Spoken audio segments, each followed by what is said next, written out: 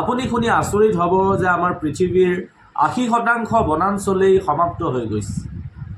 মানৱ সভ্যতাৰ বিকাশৰ আগলৈকে যিমান বনাঞ্চল আমাৰ পৃথিৱীত আছিল তাৰে ৩ ভাগৰ ১ অংশই শেষ হৈ গৈছে।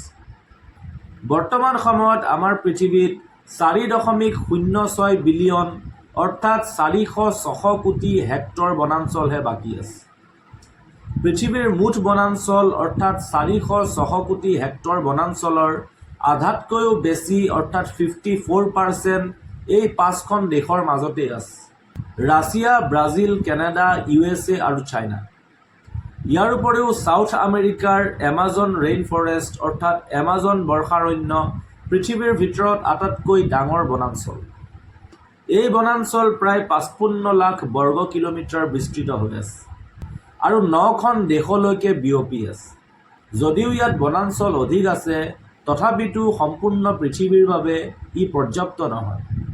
আৰু বনাঞ্চল ধ্বংসৰ মূল কাৰণসমূহ আপোনালোকক কোৱাৰ দৰকাৰ নাই, আপোনালোক সকলোৱে জানেই।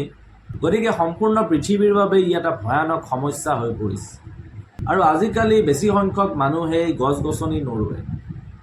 গছ-গছনি বনাঞ্চল ধ্বংস কৰি ডাঙৰ ডাঙৰ অট্টালিকা বনাইছে, ডাঙৰ ডাঙৰ নগৰ স্থাপন কৰিছে, কিন্তু গছ-গছনি ৰোৱা মানুহৰ সংখ্যা অতি কম। আৰু যিসকলে গছ-গছনি ৰুই প্ৰকৃতিৰ ভাৰসাম্যতা ৰক্ষাৰ চেষ্টা কৰিছে, সেইসকলৰ সেই ভাল কামটোকো বহুতে ছাপোৰ্ট নকৰে। গছ-গছনি ৰুইছে যদিও সেই ৰোৱা গছ-গছনিবিলাক ধ্বংস কৰি পেলায়। গতিকে এটলিষ্ট আপুনি যদি গছ এডাল লগাব নোৱাৰে, তেনেহ'লে গছ এডাল ধ্বংসও নকৰিব।